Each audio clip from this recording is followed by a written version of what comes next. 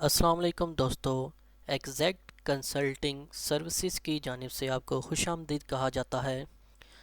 तो आज की इस वीडियो में हम जान सकेंगे हम अपनी सेल्स टैक्स रिटर्न जिस महीने में हमने सेल इनवॉइस इशू ना की हो तो नील की रिटर्न कैसे जमा करवा सकते हैं एफबीआर में। तो इसके लिए कुछ इन्फॉर्मेशन मैं आपसे शेयर कर दूं नाजरीन। इसके लिए जो लास्ट डेट होती है हर महीने की 15 तारीख होती है। तो 15 तारीख को से पहले कोशिश करें आप अपनी सेल्स टैक्स की रिटर्न E.FBR पे जमा करवा दें। तो चलते हैं वीडियो की जानिब। तो सबसे पहले हम इंटरनेट एक्सप्लोर ओपन करेंगे और उसके बाद हम यहाँ पे E.FBR.gov.pk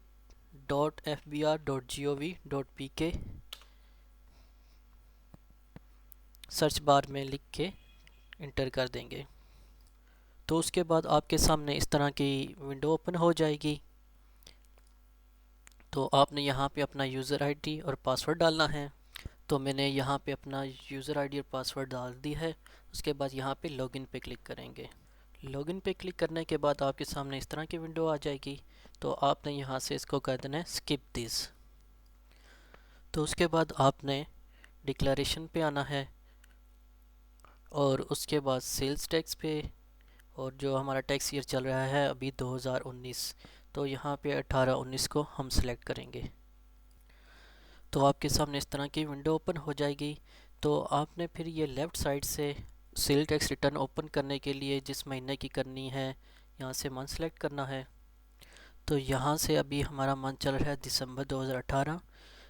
और एक बात यहाँ में मैं एक और बताना चाहता हूँ आपको। अभी जनवरी 2019 है तो रिटर्न आपकी सेल टैक्स की जाएगी दिसंबर 2018 की। तो यहाँ से हम दिसंबर 2018 सेलेक्ट कर लिए और उसके बाद आपने सेल टैक्स रिटर्न जमा करवानी है। और दोस्तों कुछ लोग यहाँ से कर देते हैं फाइल न रिटर्न। तो ऐसा हरगिज़ आपने सेल टैक्स पे नहीं करना सेल टैक्स रिटर्न में, क्योंकि उसके लिए मैं आपको रीज़न जब रिटर्न ओपन होगी मैं उसमें बताऊंगा कि ये फाइल नहीं रिटर्न यहाँ से क्यों नहीं करना। तो दोस्तों सेल टैक्स रिटर्न पे क्लिक करते हैं। दोस्तों सेल टैक्स रिटर्न पे क्लिक करने के बाद आपके सामने इस तरह की विंडो ओपन हो जाएगी जिस पे लिखा होगा sale tax and federal excise return 2018-19।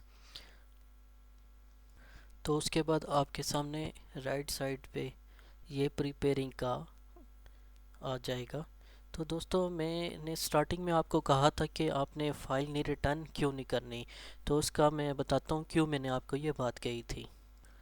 वो दोस्तों इसलिए मैंने कहा था, रो नंबर 6 पे देखेंगे आप यहाँ पे एक क्रेडिट कैरी फॉरवर्ड इसको बोलते हैं। जो सेल टैक्स होता है ये पीछे से आपका आगे आ रहा होता है, ठीक है। जब हम इस लाइन को यहाँ पे 6 नंबर है इसको नीचे से हम इधर करेंगे तो इसके सामने देखें हमारा कैरी फॉरवर्ड अभी कितना आ रहा है, ठीक है। इसी तरह नीचे देखें आपके सामने यही अमाउंट आ रही है कैरी फॉरवर्ड की। अगर हम वहाँ से इसको डायरेक्ट फाइल नहीं रिटर्न कर देंगे ये, तो फिर हमारा नेक्स्ट रिटर्न में ये कैरी फॉरवर्ड नहीं आएगा। सेल्स टैक्स जो आपका था ना ये नेक्स्ट रिटर्न में सेल टैक्स रिटर्न में इसका कैरी फॉरवर्ड नहीं जाएगा। तो दोस्तों उसके बाद यहाँ पे 9 नंबर रो है, ठीक है, टोटल गुड सर्विसेज। इसको बेसिकली बोलते हैं एनेक्चर सी एंड आई, और ज़्यादातर बोला जाता है एनेक्चर सी, ठीक है। तो जहाँ पे हम अपनी सेल शो करते हैं तो इसको हमने नील करना है। मैं बताता हूँ कैसे करते हैं। इस पर क्लिक करेंगे तो दोस्तों हमारे पास इस तरह की विंडो ओपन हो जाएगी जिसमें लिखा होगा एनेक्चर सी डोमेस्टिक सेल्स इनवाइसेस। तो हमारी यहाँ पे कुछ भी नहीं है। तो क्योंकि हमने ये रिटर्न जो सेल टैक्स के नील की करनी है तो हम यहाँ से एनेक्चर सी को नल एनेक्चर कर देंगे।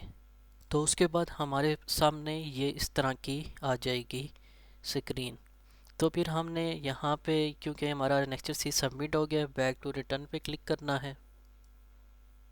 तो उसके बाद फिर हमारे पास ये स्क्रीन आ जाएगी। तो दोस्तों फिर हमने नीचे जाना है।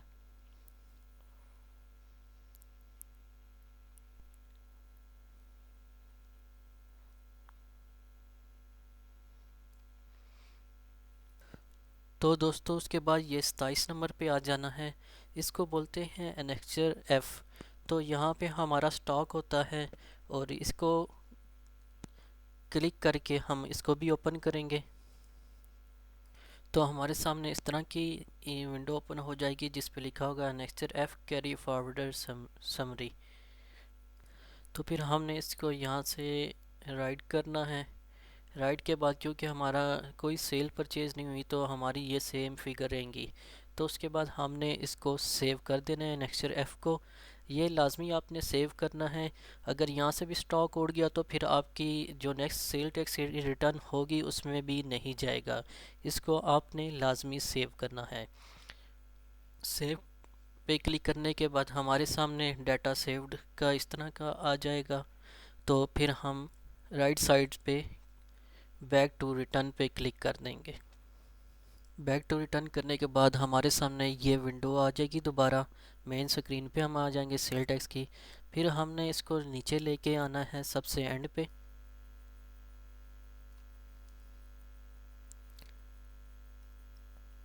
और दोस्तों एक और बात, यहाँ से भी आपने नल रिटर्न इसको नहीं करना, नहीं तो फिर भी आपका सेल्स टैक्स जो ऊपर कैरी फॉरवर्ड बना था 5000 कुछ, और इसके अलावा जो नेक्स्ट एफ में जो डाटा है ना आपका स्टॉक, वो भी उड़ जाएगा। तो उसके बाद आपने यहाँ पे नेक्स्ट एफ सेव करने के बाद इसको सेव करना है। तो आपके सामने इस तरह का मैसेज आ जाएगा रिटर्न सेव सक्सेसफुली, और इसको फिर आपने यहाँ पे ओके कर देना है। के बाद तो उसके बाद आपके पास दोबारा ये विंडो ओपन हो जाएगी। मेन स्क्रीन पे आ जाएंगे। फिर दोबारा इसको नीचे करना है आपने और वेरीफाई पे क्लिक करना है। तो फिर हमारे सामने इस तरह की विंडो ओपन आ जाएगी। तो यहाँ पे आपका नाम आ जाएगा। यहाँ पे आपने अपने आईडी कार्ड नंबर डालना है और इसको कंफर्म कर देना है। तो आप दोबारा उसी विंडो पे आ जाएंगे। यहाँ पे पहले आपके सामने प्रिपेयरिंग आ रहा था, अब ये वेरीफाइड आने लगा है। वेरीफाइड के बाद आपने दोबारा इसको उसी तरीके से नीचे ले आना है। सबसे एंड पे आएंगे और अब इसका लास्ट स्टेप होगा इस रिटर्न को सबमिट करने का, वो है प्रोसेस एंड सबमिट। इस पे क्लिक करेंगे आप। तो उसके बाद आपने यहाँ पे आपके सामने इस तरह की विंडो आ जाएगी वेरिफिकेशन की।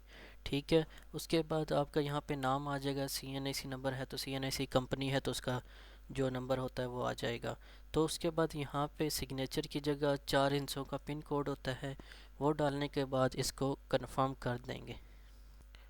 तो आपके सामने इस तरह की दोबारा विंडो आ जाएगी। देखें सबसे पहले यहाँ पे टॉप पे मैं आपको जूम करके दिखा देता हूँ। तो यहाँ पे आपके सामने पहले प्रिपेयरिंग था, प्रिपेयरिंग के बाद वेरीफाइड हुआ, वेरीफाइड के बाद अब जब रिटर्न सबमिट हमने कर दी तो यहाँ पे सबमिटेड आ गया है। तो आज की डेट है 14/11/2019, 14/1/2019। तो 14/1/2019 को रिटर्न इसलिए हमने फ़ाइल की है क्योंकि इसकी लास्ट डेट 15/1/2019 है।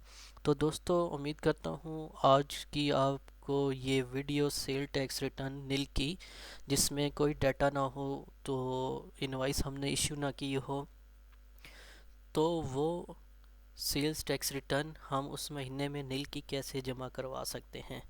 तो दोस्तों उम्मीद करता हूँ आपको ये वीडियो आज की अच्छी लगी होगी। तो अपना ख्याल रखिएगा। खुदा हाफिज़। और एक बात दोस्तों, अगर आपको कोई इशू हो तो आप मेरे नंबर पे जो मैंने नीचे दिया है हुआ है उस पर भी कांटेक्ट कर सकते हैं। शुक्रिया।